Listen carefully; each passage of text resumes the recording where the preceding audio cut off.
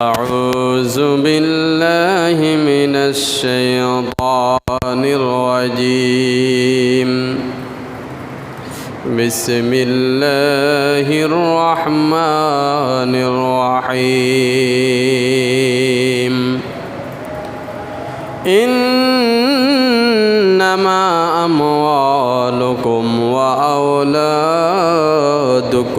فتنة صدق الله المولانا الكريم وصدق رسول النبي الحبيب الكريم في شان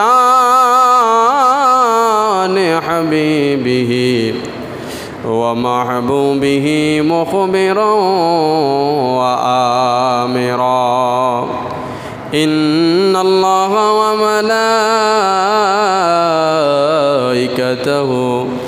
يصلون على النبي يا أيها الذين آمنوا صلوا عليه وسلموا تسليما اللهم صل على سيدنا محمد وعلى آل سيدنا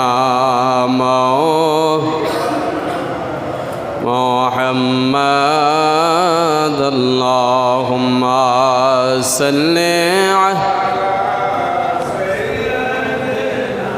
مولانا محمد وعلى آله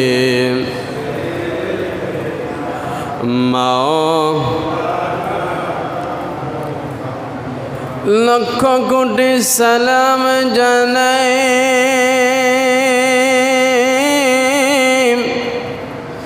আমার জিন্দা নবীর কদমে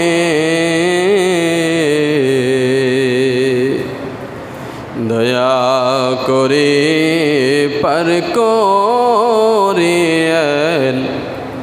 রোজ হাশরের ময়দানে আল্লাহুম্মা সাল্লি সাইয়্যিদিনা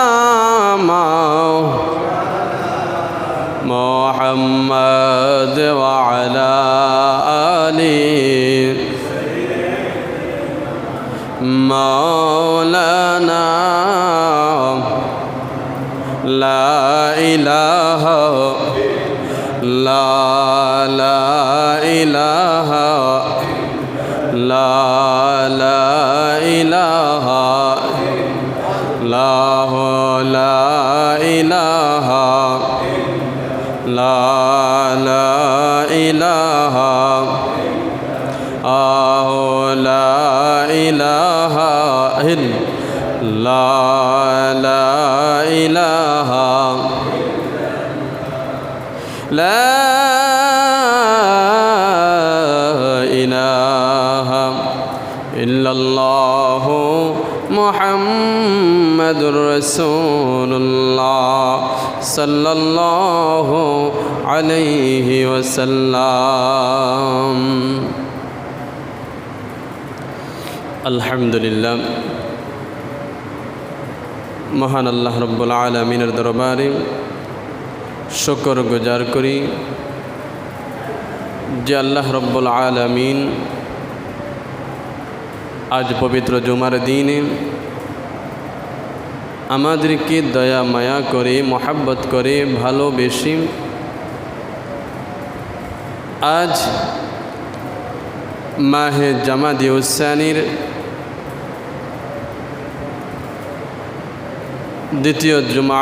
তৃতীয় জুমায়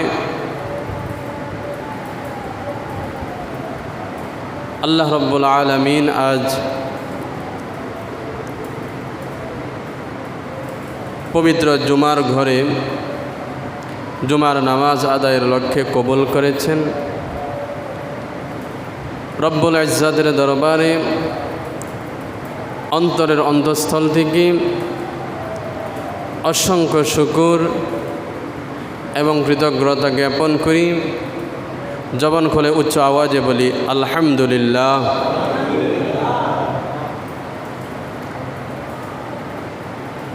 সাথে সাথে অসংখ্য দুরুদ এবং সালাম জানাই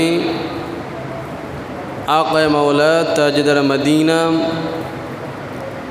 মুহাম্মদ মুস্তাফা আহমদ মুস্তাফা সাল্লাল্লাহু আলাইহি ওয়াসাল্লামের রওজা মুবারকে আমাদের অন্তরের অন্তঃস্থল থেকে ভালোবাসা নিয়ে, আন্তরিকতা মোহাব্বত নিয়ে রসুলের কদম মুবারকে জানাই দুরুদ এবং সালাম। জবান খুলে উচ্চ আওয়াজে বলি সাল্লাল্লাহু আলাইহি ওয়াসাল্লাম। আরো জোরে বলি সাল্লাল্লাহু আলাইহি ওয়াসাল্লাম। সম্মানিত প্রিয় হাজিরিন, গত জুমায় আপনাদেরকে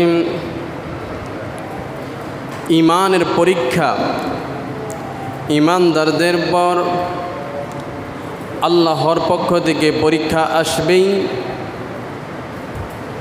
ঈমানকে যাচাই করার জন্য, ঈমানের স্বচ্ছতা নিরূপণের জন্য, ঈমানের গুরুত্ব, ঈমানের স্বচ্ছতা দেখানোর জন্য, বোঝানোর জন্য আল্লাহর পক্ষ থেকে ঈমানদারদের উপর পরীক্ষা আসবেই। সেই পরীক্ষা আল্লাহ রব্বুল আলামিন তার প্রিয় বান্দা বান্দিকে বিভিন্নভাবে করতে পারেন। তার অনেকগুলো আল্লাহ কোরআনের মধ্যে বর্ণনা করেছেন এবং এটাও বলেছেন আল্লাহর পক্ষ থেকে তার জন্য পরীক্ষা তত কঠিন হবে, তার ঈমানের স্বচ্ছতা, ঈমানের জোর যত বেশি। যার ঈমানের জোর যত বেশি, আল্লাহর পক্ষ থেকে তার জন্য পরীক্ষাও হবে তত বেশি কঠিন।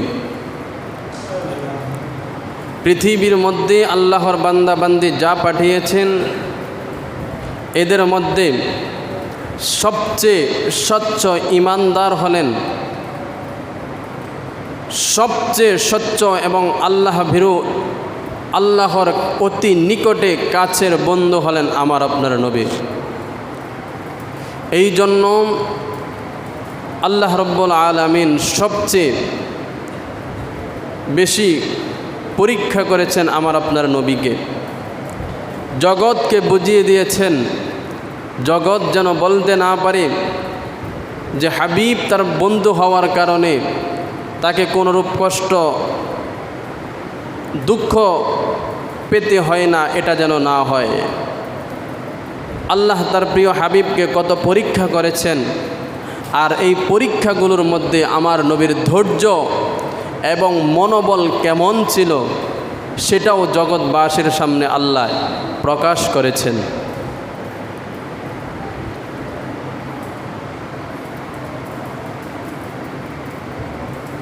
শুরুতেই বলি, আমরা কেউই বিপদ, দুঃখ, অভাব, কষ্ট, রোগ এগুলো কেউই আমরা কামনা করি না, কেউ আমরা চাই না, কেউই বিপদে পড়তে চায় না, কেউই অভাবে দুঃখে দুর্দশার মধ্যে পড়তে চায় না। তারপরেও আল্লাহ রব্বুল আলামিন তার বান্দাকে পরীক্ষা করার জন্য বিভিন্ন সময় বিভিন্ন পরীক্ষার সম্মুখীন করে। সব সময় যে আল্লাহ দুঃখ দিয়ে পরীক্ষা করে তা কিন্তু না। আল্লাহ সুখ দিয়ে পরীক্ষা করে, শান্তি দিয়ে পরীক্ষা করে, সন্তান দিয়ে পরীক্ষা করে, ক্ষমতা দিয়ে পরীক্ষা করে, অর্থ দিয়ে পরীক্ষা করে, জ্ঞান দিয়ে পরীক্ষা করে। আল্লাহ রব্বুল আলামিন ঐশ্বর্য সুন্দর চেহারার সৌন্দর্যতা দিয়ে পরীক্ষা করে। অর্থাৎ আল্লাহ রব্বুল আলামিনের দুনিয়ার মধ্যে সব কিছুই একটা পরীক্ষা। কিছু মানুষের হাত পাও নেই, আপনার হাত পা আছে, তার হাত পাও নেই, এটাও তার জন্য একটা পরীক্ষা। আপনার আমার হাত পা ভালো আছে, এটাও আমার আপনার জন্য একটা পরীক্ষা। সে হাত পাও না থাকার কারণে আল্লাহকে কতটুকু রাজি করতে পেরেছে, কতটুকু আল্লাহকে দোষারোপ করেছে, কতটুকু আল্লাহ থেকে মুখ ফিরিয়ে নিয়েছে, কতটুকু আল্লাহর প্রতি অসন্তুষ্ট হয়েছে। আর আপনি হাত পা থাকার পরে কতটুকু আল্লাহর সন্তুষ্টি অর্জন করেছেন, কতটুকু আল্লাহর শুকরিয়া আদায় করেছেন, কতটুকু আল্লাহর বিধান মেনেছেন, এটাও একটা পরীক্ষা।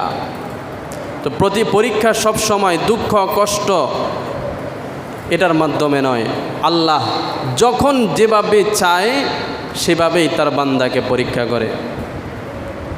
প্রত্যেকেই শুধু মনে করবেন না অসুস্থতা একটা পরীক্ষা, আল্লাহ সব কিছু দিয়েই পরীক্ষা করে। অনেক মানুষের আছে সন্তান নাই, আল্লাহ রব্বুল আলামিন তাদেরকে সন্তান না দিয়া পরীক্ষা নেয়। অনেক মানুষের আছে সন্তান আছে, ছেলে আছে কিন্তু মেয়ে নাই, আবার অনেকের মেয়ে আছে কিন্তু সন্তান নাই। আল্লাহ যাদেরকে শুধু মেয়ে দেয় তাদেরকে মেয়ে দিয়ে পরীক্ষা করে, যাদেরকে শুধু ছেলে দেয় তাদেরকে আমার আল্লাহ ছেলে দিয়ে পরীক্ষা করে। অনেকের ছেলেও আছে মেয়ে আছে কিন্তু দেখতে সুন্দর না, কুৎসিত কালো। আল্লাহ রব্বুল আলামিন তার চেহারার সৌন্দর্যতাটা না দিয়ে তাকে পরীক্ষা করে। আবার অনেকের আমার আল্লাহ সৌন্দর্য দিয়ে দেয়, সৌন্দর্য দিয়ে পরীক্ষা করে। আল্লাহ রব্বুল আলামিন যেই বান্দাকে যাই দেয় না কেন, এটা আমার আল্লাহ রব্বুল আলামিনের পক্ষ থেকে এক একটা পরীক্ষা। আল্লাহ রব্বুল আলামিন আপনাকে সৌন্দর্য দিয়েছেন, আপনি এই রূপের বাহারে কি করেন? আপনি এই সৌন্দর্য পেয়ে আল্লাহর শুকরিয়া আদায় করেন কিনা, আল্লাহকে ভুলে যান কিনা? আল্লাহ রব্বুল আলামিন এটাও আপনার জন্য একটা পরীক্ষা। আপনাকে আমার আল্লাহ ক্ষমতা দিয়েছে, ধন সম্পদ দিয়েছে, শান্তি দিয়েছে, সন্তান দিয়েছে, কোনো দিকেই আপনার অভাব নাই, সব দিক থেকে আপনি পরিপূর্ণ। আল্লাহ আপনাকে দেওয়ার পর এটাও আপনার জন্য একটা পরীক্ষা। আইয়ুব আলাইহিস সালাম একজন নবী ছিলেন। আল্লাহর যত নবী দুনিয়ার মধ্যে আসছে, এদের মধ্যে যত ধনী নবী ছিল, এদের মধ্যে আইয়ুব আলাইহিস সালাম একজন। আল্লাহর যত ধনী নবী ছিলেন এদের মধ্যে আইয়ুব আলাইহিস সালাম একজন। তিনি একজন নবী ছিলেন, অতএব তার তো ইবাদত বন্দেগী কম হওয়ার কোনো প্রশ্নেই আসে না। সব সময় আল্লাহর শুকর আদায় করতেন, ইবাদত বন্দেগীতে লিপ্ত থাকতেন, গরিবদের সাহায্য করতেন, সহযোগিতা করতেন। একদিন শয়তান আল্লাহকে বলে, আল্লাহ তোমার আইয়ুব, তার বাদশাহী আছে, তার ছেলে মেয়ে আছে, কিতাবে আসছে তার 14 জন ছেলে 14 জন মেয়ে ছিল, অনেক গবাদি পশু ছিল, কৃষি জমি ছিল, স্বর্ণ মুদ্রা ছিল, দাস দাসী ছিল। অর্থাৎ তখনকার জামানায় তার সম্পদের কোনো কমতি ছিল না, দাস দাসী সব কিছু ছিল। তো শয়তান বলল, আল্লাহ আপনার আইয়ুব, আপনি বলেন আইয়ুব আপনার জিকির করে, আপনার ইবাদত বন্দেগী করে। আইয়ুব সে তো এখন শান্তিতে আছে, তার সম্পদের অভাব নাই, এই জন্য সে আপনার ইবাদত করে। যদি শান্তি না থাকতো, সম্পদ না থাকতো, যদি তার মধ্যে দরিদ্রতা থাকতো, তাহলে সে আপনার ইবাদত করতো না, ভুলে যাইত। আল্লাহ শয়তানের এই কথাটাকে মিথ্যা করার জন্য। আর আরেকটা কারণ আছে, এই সব মিলিয়ে আইয়ুব আলাইহিস সালাতু ওয়াস সালামের মধ্যে এই যে সম্পদগুলোর মাইনাস করতে থাকলেন, কমাতে থাকলেন, সম্পদগুলো নষ্ট হয়ে গেল। ধীরে ধীরে সম্পদগুলো নষ্ট হয়ে যায়। এক এক করে 14 জন সন্তান, ছেলে, 14 জন মেয়ে সবাই ইন্তেকাল করে। তার স্ত্রী একাধিক স্ত্রী ছিল, তারাও একজন একজন করে চলে যায়। তার ধন সম্পদের মধ্যে যা ছিল সব নষ্ট হয়ে যায়, জমিনের মধ্যে ফসল হয় না, গবাদি পশুগুলো মারা যায়। এক পর্যায়ে এমন হতে হতে তিনি নিজেও অসুস্থ হয়ে যান। কিতাবের মধ্যে আসছে, সূরা সাদের মধ্যে আসছে, আল্লাহ রাব্বুল আলামিন বলেন, আইয়ুব আলাইহিস সালাতু ওয়াস সালামকে আমার আল্লাহ এমন অবস্থা করলেন, এমন রোগ দিলেন, তার শরীরের অসুস্থতার কারণে শরীরের মাংসগুলো পচে যায়, শরীরের মাংসগুলো পচে হাড় থেকে আলাদা হয়। তার একজন বিবির নাম হলো রাহমা, যদিও আমরা তাকে রহিমা বলি, কিন্তু তার নাম হলো রাহমা। আইয়ুব আলাইহিস সালামের একমাত্র উনিই ছিলেন স্ত্রী, যিনি তার অসুস্থতার সময় তার সঙ্গী ছিলেন। তার বিবি রাহমা স্বামীর এতটুকু খেদমত করেন, তাকে একা পেলে চলে যায় না, আর যা ছিল সবাই চলে গেছে এবং কিছু লোক মারা গেছে। বিবি রাতের বেলা তার পিঠের নিচে ছাই বিছিয়ে দিতেন যেন কষ্ট না হয়, কিন্তু যার শরীরের মধ্যে মাংস এবং হাড় আলাদা, সে যেভাবেই ঘুমাক না কেন তার কষ্ট হয়। এইভাবে আইয়ুব আলাইহিস সালাম কষ্ট করেন। এক এক করে সম্পদগুলো চলে যায়, গবাদি পশুগুলো মরে যায়, স্বর্ণরৌপ্য যা ছিল সবগুলো ধীরে ধীরে শেষ হয়ে যায়। এক পর্যায়ে তার বাড়ির মধ্যে খাবারও নাই। বিবি রাহমা মানুষের বাড়ি বাড়ি গিয়ে কাজ করতেন। কাজ করার পর যেতটুকু খাবারের সঞ্চয় করতে পারতেন এতটুকুই নিয়ে আইয়ুব আলাইহিস সালাতু ওয়াস সালামের কাছে আসতেন, তাকে খাওয়াইতেন। এইভাবেও দীর্ঘদিন যাওয়ার পর এক সময় মানুষ যখন জানতে পারলো ইনি আইয়ুবের স্ত্রী, মানুষ তাকে ঘর থেকে বের করে দেয়। আইয়ুব আলাইহিস সালামের স্ত্রী এই জন্য তাকে ঘর থেকে বের করে দেয়, কারণ আইয়ুব আলাইহিস সালাতু ওয়াস সালাম রোগাক্রান্ত। এই লোকের সাথে যিনি সব সময় থাকে, এমন একটা মহিলা যদি তাদের ঘরের মধ্যেও যাতায়াত করে, তারাও অসুস্থর মধ্যে পড়তে পারে। নিরুপায় হয়ে একদিন রাহিমা হযরত আইয়ুব আলাইহিস সালাতু ওয়াস সালামকে বললেন, ওগো আল্লাহর নবী, আপনি তো আল্লাহর একজন নবী, আল্লাহ আপনাকে ধন সম্পদ দিয়েছে, এরপরে এক পর্যায়ে এগুলো সবগুলো বিনাশ হয়ে গেছে। আজকে আপনি দীর্ঘদিন যাবৎ অসুস্থ, আপনার শরীর থেকে গোশতগুলো আলাদা হয়ে যায়, সারা শরীরের মধ্যে কীড়া পড়ে গেছে, পোকা ধরে গেছে, দিন দিন আপনার অসুস্থের মাত্রা বাড়ে। আপনি যদি আল্লাহর দরবারে দোয়া করেন, আমার বিশ্বাস আমার আল্লাহ আপনাকে সুস্থ করে দিবে। এই কথাটুকুই বোঝানোর জন্যই এই কথা বলাম। এই মুহূর্তে হযরত আইয়ুব আলাইহিস সালাম তার বিবিকে কি জবাব দিলেন? তিনি জবাব দিলেন, ও আমার বিবি শুনো, আল্লাহ রাব্বুল আলামিন দীর্ঘ 70 বছর পর্যন্ত আমাকে সুস্থতার সঙ্গে বাঁচিয়ে রাখছেন। আমিও সুস্থতার সহিত বেঁচে ছিলাম, আমার অসুস্থতা ছিল না, সুখে শান্তিতে 70 বছর পর্যন্ত আমি সুস্থ ছিলাম, বসবাস করছি। আজকে অল্প কয়েকদিন না হয় আমি অসুস্থ, 70 বছর আমার আল্লাহ আমাকে সুস্থ রেখেছে। এবার 70 বছরও যদি আমাকে আমার আল্লাহ অসুস্থ রাখে, তারপরেও ওই যে 70 বছর সুস্থ রাখছেন এর হক আদায় হবে না। আমি আল্লাহর কাছে যদি বলি, আল্লাহ আমার সহ্য হয় না, আমাকে সুস্থ করে দাও, আমার বড় লজ্জা লাগে। কারণ আল্লাহ যদি বলে, আইয়ুব তোমারে তো আমি 70 বছর পর্যন্ত সুস্থ রাখছি, এখন অল্প কয়েকদিন অসুস্থ করলাম, এই অসুস্থতা বুঝে তোমার সহ্য হয় না। আমার আল্লাহ রব্বুল আলামিন আইয়ুবকেও এইরকম পরীক্ষা করেছে। এক পর্যায়ে তার বিবি বুঝতে পারলেন হবে না, মানুষের বাড়িতেও কাজের কোনো ব্যবস্থা নাই। তিনি তার মাথার চুলগুলো দুইবারে দুইজন মহিলার কাছে বিক্রি করে খানা আনলেন। এই খাবার খাওয়ার পর আইয়ুব আলাইহিস সালাম বললেন, তোমার মাথারগুলো চুলগুলো কই?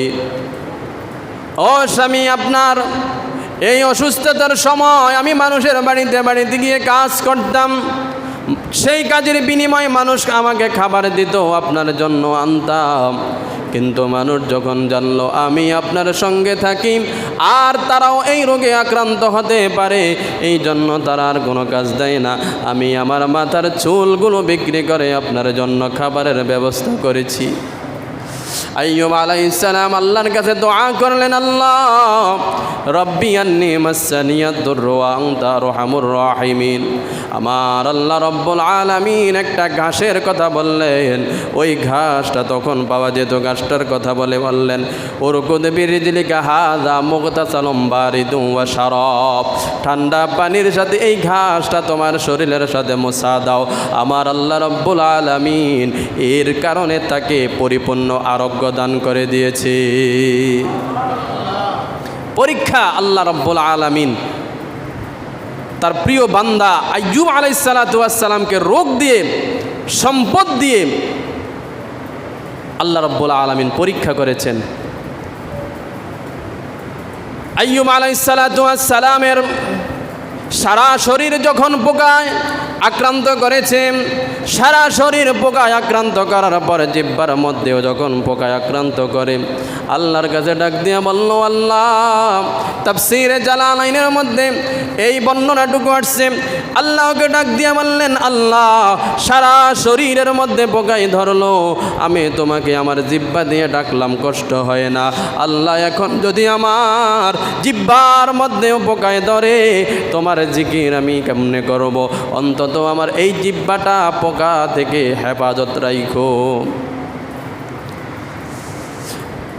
এই মানে এই নাই, আমি এটা বোঝাতে চাই না যে আল্লাহ বেশি বেশি করে আমাদেরকে রোগ দেখ, আল্লাহ বেশি বেশি করে আমাদেরকে গজব দেখ, আল্লাহ বেশি বেশি করে আমাদেরকে বিপদের মধ্যে ফেলুক। না না, আল্লাহ রব্বুল আলামিন আমাদেরকে বলে দিয়েছেন আল্লাহর কাছেই যেন আমরা বিপদ থেকে পানা চাই, রোগ বালা মুসিবত থেকে যেন পানা চাই।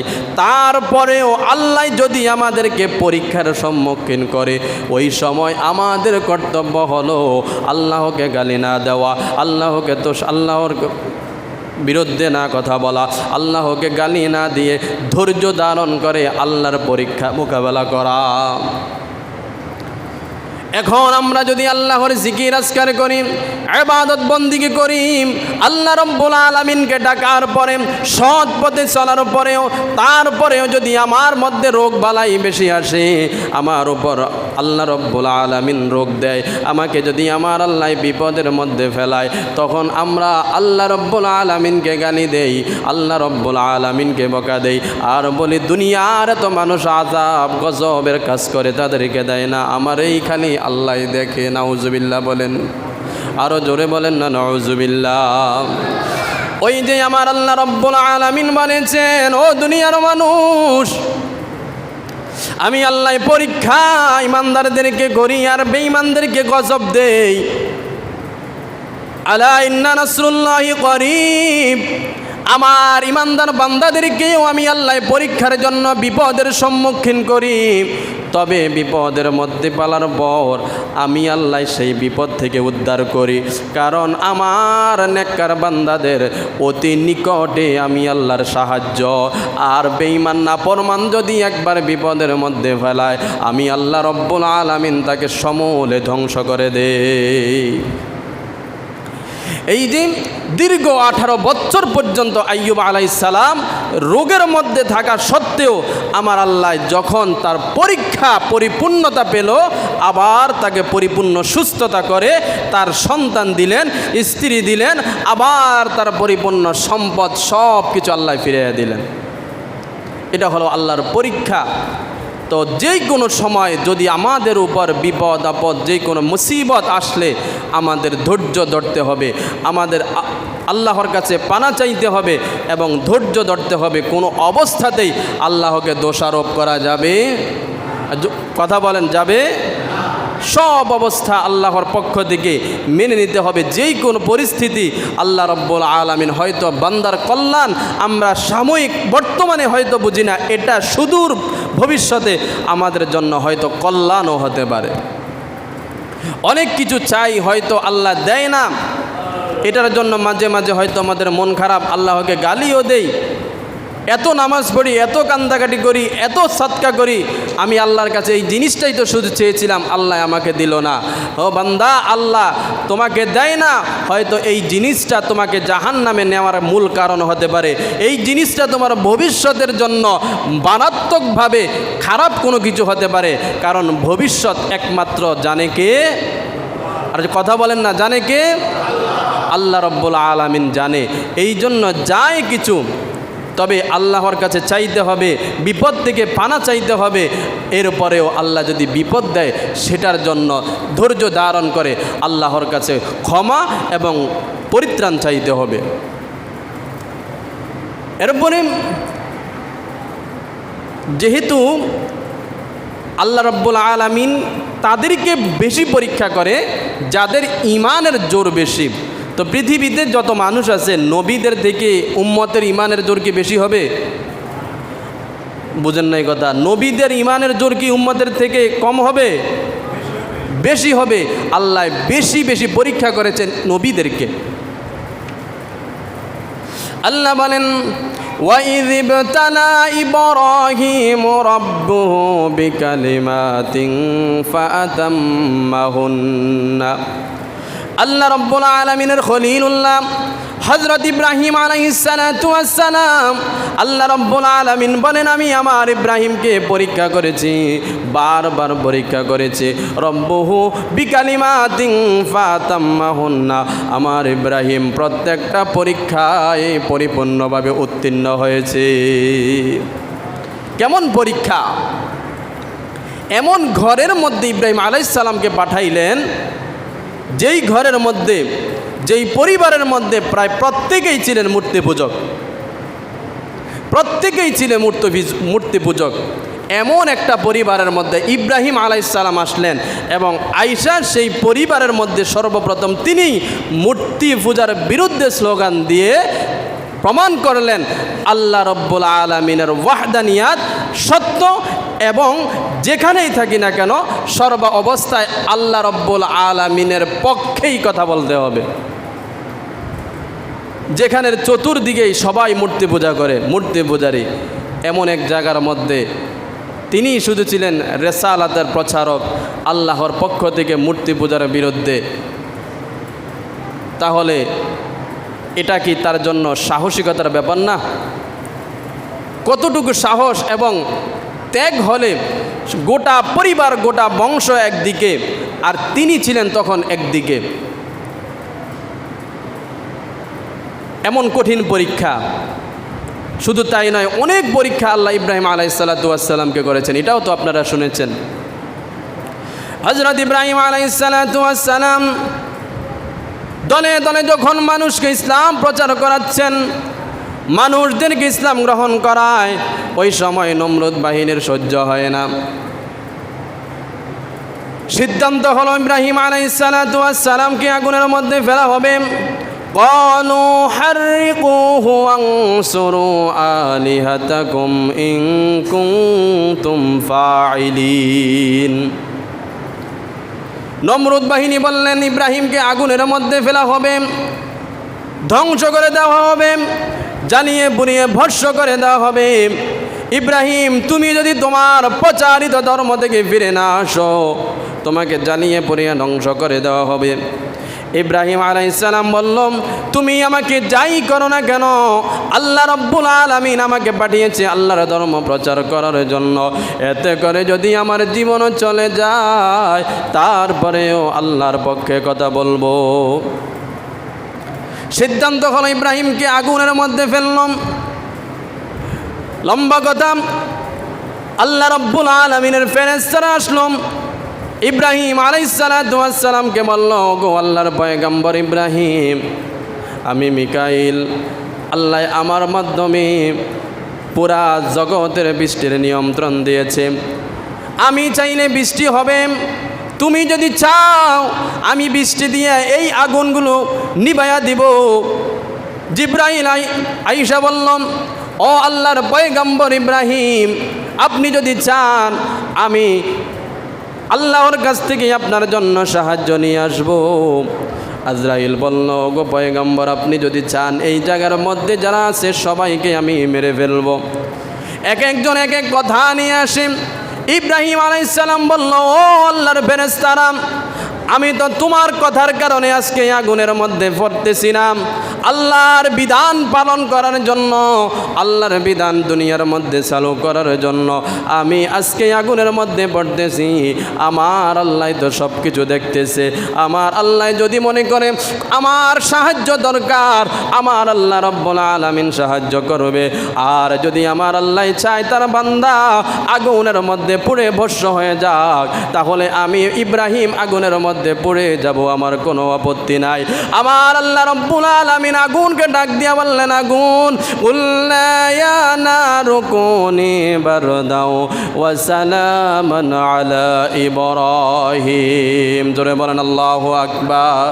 আল্লাহ রব্বুল আলামিন বলেন, ও আগুন, তোমাকে ধার্য ক্ষমতা আমি আল্লাহ দিয়েছি, আমি আল্লাহ তোমার রব। ও আগুন, আমার বন্ধু ইব্রাহিমকে তোমার মধ্যে ফেলা হচ্ছে, খবরদার আমার বন্ধুর জন্য তুমি অতি শীতল নাতিশীতোষ্ণ হয়ে যাও। নমরুদ বাহিনী ইব্রাহিম আলাইহিস সালামকে আগুনের মধ্যে ফেললো। আগুনের মধ্যে পড়ার পর ইব্রাহিম আলাইহিস সালাম পড়ে না। ইব্রাহিম আলাইহিস সালাম তাকিয়ে তাকিয়ে হাসে। তাদের দেখা আগুন, কিন্তু ইব্রাহিমের জন্য আমার আল্লাহ ফুলের বাগান বানায়া দিয়েছে। জোরে বলেন সুবহানাল্লাহ। কেমন পরীক্ষা! শুধু তাই নয়, আল্লাহ রব্বুল আলামিন ইব্রাহিম নবীকে আরো পরীক্ষা করেন। ফালাম্মা বালাগা মাহু সাইয়া ক্বালা ইয়া বুনাইয়া ইন্নী আরা ফিল মানাম আন্নী আযবাহুকা ফানজুর মাযা তারা ক্বালা ইয়া আবাতি ফাআল মা তু'মার সাতাজিদুনি ইনশাআল্লাহু মিনাস সাবিরিন। আল্লাহ রব্বুল আলামিন ইব্রাহিম আলাইহিস সালাতু ওয়াস সালামকে বলল, আমার বন্ধু, আপনাকে আমি খলিলুল্লাহ বানাইলাম, খলিলুল্লাহ উপাধি দিলাম। আপনাকে আরেকটা পরীক্ষা, আপনি আপনার সন্তান ইসমাইলকে জবাই করে দেন। আপনার সন্তান ইসমাইলকে আমার রাহে, আমার পরীক্ষা রক্ষার্থে আমার জন্য উৎসর্গ করে দেন। তিনি ডাক দিয়া বললেন, পুত্র সন্তান, ক্বালা ইন্নী জাইলুকা লিন-নাসি ইমামা। আল্লাহ রব্বুল আলামিন আমাকে বলেছেন, আন্নী আযবাহুকা ফানজুর মাযা তারা। ও আমার সন্তান ইসমাইল, আল্লাহ আমাকে বলেছে আমি যেন তোমাকে আল্লাহর পক্ষে কুরবানি করে দেই, তোমার মতামত কি? তিনি ডাক দিয়া বললেন, ক্বালা ইয়া আবাতি ফাআল মা তু'মার সাতাজিদুনি ইনশাআল্লাহু মিনাস সাবিরিন। আল্লাহ আপনাকে বলেছে আমাকে জবাই করে দেওয়ার জন্য। বাবা, ও বাবা, আপনি শুনেন, ক্বালা ইয়া আবাতি ফাআল মা তু'মার। আল্লাহ আপনাকে যা আদেশ করেছে আপনি করেন। সাতাজিদুনি ইনশাআল্লাহু মিনাস সাবিরিন। কথা দিলাম বিন্দু পরিমাণ আপনার সাথে বেয়াদবি করব না। আমাকে জবাই করা পর্যন্ত আমি সব সময় ধৈর্যের সাথে থাকবো। সুবহানাল্লাহ। পৃথিবীর কোন বাবাই পারবে আপন কলিজার টুকরা সন্তানকে এইরকম জবাই করে দিতে? কিন্তু ইব্রাহিম আল্লাহ রাব্বুল আলামিনের অর্ডার পাইয়া সন্তানকে জবাই করার জন্য মরু প্রান্তরে নিয়ে যায়, মিনা প্রান্তরে নিয়ে যায় আল্লাহর রাহে জবাই করার জন্য। আল্লাহ রাব্বুল আলামিন বলল, ইব্রাহিম, আমি তোমার সন্তানকে জবাই করো এটাই মুখ্য উদ্দেশ্য ছিল না, তোমাকে পরীক্ষা করার জন্য। দেখলাম তোমার কলমের মধ্যে আমি আল্লাহর ভয় বেশি না সন্তানের মায়া বেশি। আমার পরীক্ষায় তুমি উত্তীর্ণ হয়ে গেছে। সুবহানাল্লাহ। এখনকার মানুষ, পৃথিবীর এমন কোন বাবা আছে যেই বাবা সন্তানকে জবাই করতে রাজি হবে? সামান্য কিছু টাকা মসজিদ মাদ্রাসা বা আল্লাহর রাস্তায় চাই নাই তো মানুষ কয়েকবার পকেটে আতায়, কোনটা ছোটো কোনটা দেওয়া দেওয়া যায়, ছোটো কোনটা এটা খুঁজে। ব্যাংক ভর্তি টাকা, সম্পদ একটার পর একটা হয়। দালান কোনা সুন্দর সব কিছু পিটপাট, যদি আল্লাহর রাস্তায় মসজিদ মাদ্রাসা বা গরিব অসহায় কোনো মানুষের সাহায্যের জন্য চাওয়া হয়, তার উপস্থাপনা এমন থাকে, তার জবাবগুলো এমন থাকে, মনে হয় যেন এলাকায় তার মতো ফকির মিসকিন আর নাই। হাজার হাজার এক্সকিউজ আপনার সামনে তুলে ধরবে, আমার বলা অসুস্থ, এই সমস্যা ওই সমস্যা, কিন্তু সব চলে। আল্লাহর রাস্তায় দেওয়ার ক্ষেত্রে তখন আর চলে, আর কথা বলে না চলে। আল্লাহ রব্বুল আলামিন বলেন, ইন্নামা আমওয়ালুকুম ওয়া আওলাদুকুম ফিতনা, শুধু বিপদ আপদ দিয়ে আল্লাহ পরীক্ষা করে না, সন্তান দিয়েও আমার আল্লাহ পরীক্ষা করে, সম্পদ দিয়েও আমার আল্লাহ পরীক্ষা করে। আল্লাহ সম্পদ দিয়েছে তোমাকে খাওয়ার জন্য, ইচ্ছা মতো খাইলা, বাড়ি গাড়ি সব কিছু করলা, মনে করলা আমারই তো টাকা, আমি তো ইনকাম করলাম। না না, আল্লাহ রব্বুল আলামিন এই সম্পদ, এই টাকা, এই অর্থ তোমার মাধ্যমে অন্যান্য আরো মানুষের রিজিকগুলো তোমার হাতের মধ্যে দিয়ে দিয়েছে, তুমি তোমার হাতের মাধ্যমে অন্যদেরকেও বন্টন করবা। আল্লাহ রব্বুল আলামিনের দরবারে এগুলোরও যার্রা যার্রা পরিমাণ হিসাব দিতে হবে। আল্লাহ সন্তান দিয়েছে, এই সন্তানগুলো কোনটাকে কোন কাজে লাগিয়েছ, কোনটা দেশের খেদমতে আসছে, কোনটা জনকল্যাণমূলক কাজে আসছে, কোনটা কোন কাজে, কোনটা ভালো করতে পারেছ, তোমাকে আল্লাহ রব্বুল আলামিন সন্তানের হিসাব নেবে। আল্লাহ তোমারে যা দিয়েছে এই সব কিছুর হিসাব আল্লাহর কাছে দিতে হবে। আল্লাহ রব্বুল আলামিন চোখ ভালো দিয়েছে, অনেকের চোখ নাই, এরকম মানুষ নাই, কথা বলে না নাই, এরকম অনেক মানুষ আছে। পৃথিবীর কালার কেমন, লাল কাকে বলে নীল কাকে বলে সে বুঝতে পারে না, চতুর্দিকে শুধু অন্ধকার অন্ধকার, কিন্তু আপনি আমি তো চোখের মধ্যে সুন্দর করে দেখতে পাই। ওই লোকটার হিসাব আর আপনার হিসাব কি এক হবে? যার দুইটা হাত নাই, দুইটা পা নাই, চলতে পারে না, আমি আপনি চাইলেই যেখানে সেখানে যাইতে পারি, যা কিছু তাই করতে পারি, তার হিসাব এবং আপনার হিসাব কি এক হবে? না না, আল্লাহ যে আপনাকে এত সুন্দর চেহারা দিয়েছে, আপনাকে যে আমার আল্লাহ রব্বুল আলামিন বডিগত এত সুন্দর স্ট্রাকচার দিয়েছে, এই সব কিছুর জবাব আল্লাহর কাছে দিতে হবে। আল্লাহ রব্বুল আলামিন এটাই বললাম, আমাদেরকে সব ক্ষেত্রে পরীক্ষা দিচ্ছে, পরীক্ষা করতেছে, রোগ দিয়ে, সুখ শান্তি দিয়ে, সন্তান দিয়ে, সম্পদ দিয়ে। আমার আল্লাহ আমাদের মনের কথাটা কি, মনের চাওয়াটা কি, এটা জানতে চাচ্ছে। আপনাকে আমার আল্লাহ সম্পদ দিবেন, হঠাৎ করে দেখবেন সম্পদ আবার আল্লাহ নিয়ে গেছে, এটাও আপনার জন্য একটা পরীক্ষা। আল্লাহ রব্বুল আলামিন আপনাকে সন্তান দিয়েছে, আবার আল্লাহ সন্তান নিয়ে গেছে, এটাও আপনার পরীক্ষা। আল্লাহ রব্বুল আলামিন আপনাকে সুখ শান্তির মধ্যে রেখেছেন, আবার হঠাৎ বিপদের মধ্যে পড়ে গেছেন, আল্লাহ রব্বুল আলামিনের পক্ষ থেকে পরীক্ষা। তবে সবগুলো পরীক্ষা না, কিছু আল্লাহর পক্ষ থেকে গজব। গত শুক্রবারও বলেছিলাম, আপনি নিজেই বুঝতে পারবেন এটা কি আপনার জন্য পরীক্ষা না আল্লাহর পক্ষ থেকে গজব। আপনি যদি মনে করেন, কারণ কে ভালো কে মন্দ সে নিজের চাইতে অন্য মানুষ জানে, এই কথা বলেন না, জানে? আপনি আসলে মূলত কেমন এটা কেবল আপনিই ভালো জানেন। অন্য মানুষ যদিও আপনাকে অনেক ভালো মনে করে, আসলে আপনি কোন কোয়ালিটির এটা আপনি ভালো জানেন।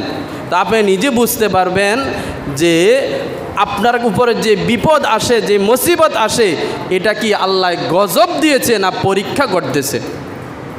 যদি মনে করেন যে আপনি না, হ্যাঁ আমি আসলেই তো অনেক অন্যায় করেছি, এর উপরে যদি দেখেন যে আপনার উপরে এরকম বিপদ আপদ আসে, তাহলে এটা আপনার জন্য গজব। আর আপনি যদি দেখেন না আমি তো আল্লাহর কোনো বিধানে লঙ্ঘন করি না, জাকাতও দেই, নামাজও পড়ি, ইবাদত বন্দিগি করি, যা যা আল্লাহর বিধান সবগুলো আমি মানি, পালন করার চেষ্টা করি, তারপরেও আমার উপর বিপদ আসে, তার মানে এটা আপনার জন্য পরীক্ষা। আর আল্লাহ রসুল সাল্লাল্লাহু আলাইহি ওয়াসাল্লাম বলেন, মুমিন যারা তাদের কঠিন রোগ তো অনেক দূরে, তারা যদি সামান্য কিঞ্চিত যদি পেরেশানিও হয়, পেরেশানি কেমন, একটা ছোট্ট একটা উদাহরণ দেই। মনে করেন আপনার দোকানের চাবি বা কোনো একটা জিনিস জরুরি দরকার, এমন একটা জিনিস এক জায়গার মধ্যে রাখছেন, মনে করেন এক আলমারিতে রাখছেন, এখন দরকারের সময় খুঁজে পাইতেছেন না, এইটা খুঁজতেছেন ওইটা খুঁজতেছেন, এইতে যে সামান্য একটা পেরেশানিও কাজ করতেছে মুমিনের জন্য, এই পেরেশানির কারণেও আল্লাহ সগীরা গুনাহ মাফ করে দেয়। জোরে বলেন না সুবহানাল্লাহ। তো রোগ শোক যদি বড় ধরনের হয় সেগুলোর জন্য তো আরও বেশি আল্লাহ মাফ করে। এটা কার জন্য? বেঈমানদের জন্য না মুমিনের জন্য? জোরে বলেন, বেঈমানের জন্য না মুমিনের জন্য? মুমিনের পায়ের মধ্যে যদি একটা কাঁটাও বিধে, এটার কারণেও আল্লাহ সগীরা গুনাহ মাফ করে। মুমিন যদি বিপদের মধ্যে পড়ে, আল্লাহ এটার কারণেও তার সগীরা গুনাহগুলো মাফ করে। অনেক ক্ষেত্রে মনে করে যে আমার তো কোনো অসুস্থতা হয় না, আমার কোনো অসুস্থ হয় না, আমি সুস্থ থাকি সব সময়, আমার কোনো বিপদ নাই, মুসিবত নাই, সব সময় আমি সুস্থ, সব দিক থেকে আমি সুন্দর, সব দিক থেকে আমি পরিপূর্ণ। আমার আবার এবাদত, আমি তো এবাদত করি না, তারপরেও তো আমি 3 বেলা সুন্দরভাবে অন্যান্যদের তুলনায় ভালো খাইতেছি, ভালো পড়তেছি, আমার ইনকামও মাশাল্লাহ দিলে কম না, আমার সন্তানগুলাও মোটামুটি দুনিয়াবিভাবে প্রতিষ্ঠিত, তাহলে আর এবাদত বন্দিগি করে লাভ কি? ইতিহাস পরে দেখা যায় ফেরাউনেরও কোনো দিন জ্বর সর্দি হয় না। ফেরাউনেরও কি কোনো দিন জ্বর সর্দি? তার মানে এই না যে আপনি সব সময় সুস্থ থাকেন, সব ক্ষেত্রে আপনি পরিপূর্ণ, অতএব আপনার এবাদতের দরকার নাই। তোমরা এবাদত কইরাও তো বিপদে আছো, আর আমি এবাদত না কইরা শান্তিতে আছি, তো দরকার কি এত কষ্ট করে এবাদত করার? আল্লাহ রব্বুল আলামিন বলেন, ইন্না বাতশা রব্বিকা লাশাদীদ।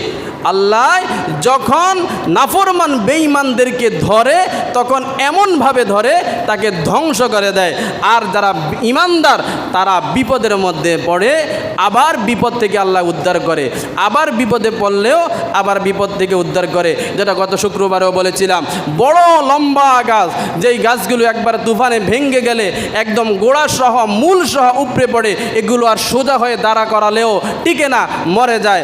আর ছোট ছোট যেই গাছগুলো, এগুলো রসুল বলেছেন হেলে দুলে বাতাসে একবার এদিকে যায় একবার ওদিকে যায়, কিন্তু ভেঙে পড়ে না, বাতাস শেষ আবার সে দিব্যি সোজা হয়ে দাঁড়িয়ে থাকে এবং বেঁচে থাকে, তার কোনো ক্ষতি হয় না।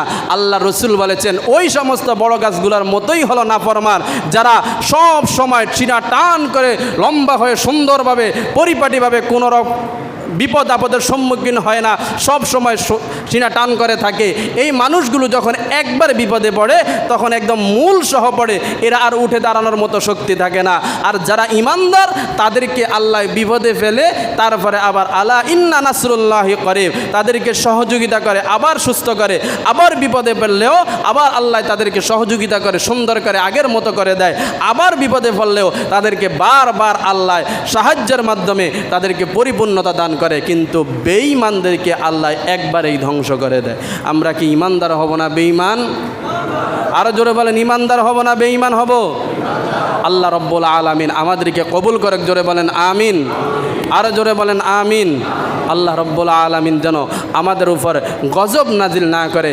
আমাদেরকে যদি আল্লাহ বিপদ আপদ দেও, প্রথমত আল্লাহর কাছে অবশ্যই পানাহ চাই, আল্লাহ যেন আমাদেরকে বিপদ আপদ এবং রোগ বালা মুসিবত না দেন।